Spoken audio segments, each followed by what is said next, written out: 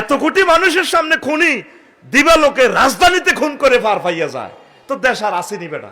কিসের নির্বাচনে দেশে বেটা?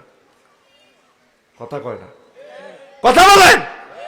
রাজধানী যেখানে আমাদের কোটি কোটি মানুষ কন্ট্রোল করে, এতগুলো সিসিটিভি, দিব্যি সে পালিয়ে যায়।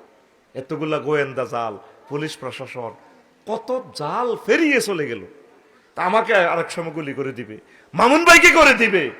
এটা তো একটা সন্ত্রাস দুর্নীতির একটা চারণভূমি হয়ে গেছে।